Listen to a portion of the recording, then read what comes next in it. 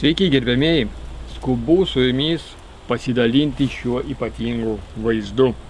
Pažiūrėkit, kaip gausiai dera puikiai vasarinės avietės.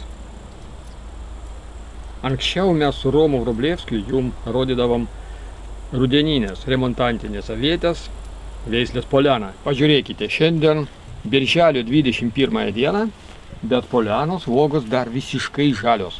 Jos prinoks rudenį. Pradės nokti rugpjūčio vidury ir iki rudens.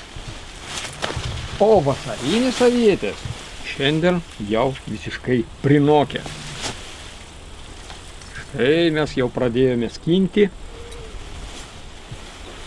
Ir čia skinti tikrai yra ką. Pažiūrėkit, kiek daug čia ir labai stambių uogų. Štai, viskas tiesiog raudona. Čia aš turiu labai nedidelį tokį sklypelį užsodinęs šitų aviečių. Čia gal bus 4 metrai ant 6. Toks nedidelis plotelis, bet uogų tiek daug šiais metais, pirmais metais turiu, bet aš jau matau, kad čia jų yra tikrai daug ir mes čia pririnksim nemažiau didelio kibiro. Čia pirmas bus nuėmimas derliaus, bet aš matau, kad uogų daug. Pažiūrėkit, kokios jos stambios. Štai mes turime 2 eurų monetą ir pažiūrėkit. Palyginkit. Štai tokios gražios, ypatingai stambios uogos. Labai dažnai būna taip, kad kažkokia veislė pasižymi stambiomis uogomis, stambiais vaisiais, bet dažniausiai būna taip, kad jeigu labai stambus, tai būna mažai uogų arba vaisių. Bet čia yra atvirkščiai visiškai, kad uogos labai stambios ir jų tikrai labai daug. Ir dar labai svarbu, palyginus su rudeninėmis avietėmis, su Poliana daleiskim, šios avietės tikrai skanesnės. Čia labai daug aromato ir saldumo.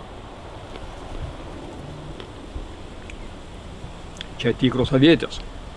Skonis, aromatas. Puikumėlis.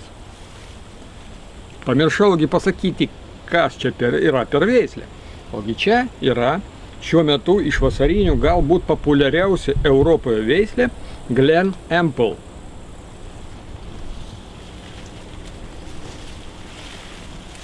Štai, žiūrėkit, kiek. Rink nepririnksi. Ir dar ne visos uogos prinokė, dar bus. Šiandien nuimsi derlių ir dar kitą kartą dar bus uogų ir nemažai tikrai. Taigi veislė labai puikiai. Aš gavau šitam ploteliui iš Algirdo Amšėjaus 10 sodinukų, pasodinau prieš 3 metus. Ir dabar žiūrėkit 3 metai iš 10 sodinukų, kokią mes turime plantaciją. Jie gana gerai, greitai plečiasi, labai gerai auga, o dera puikiausiai. Taigi mūsų Lietuvos sąlygom aš šitą veislę tikrai rekomenduoju. O rudenį jau kažkiek turėsime ir sodinukų. Taigi stebėkite mūsų naujienas ir laukite rudens, kad galėtumėt pasodinti tokią puikią aviečių, vasarinių aviečių veislę savo sode. Iki. Wow!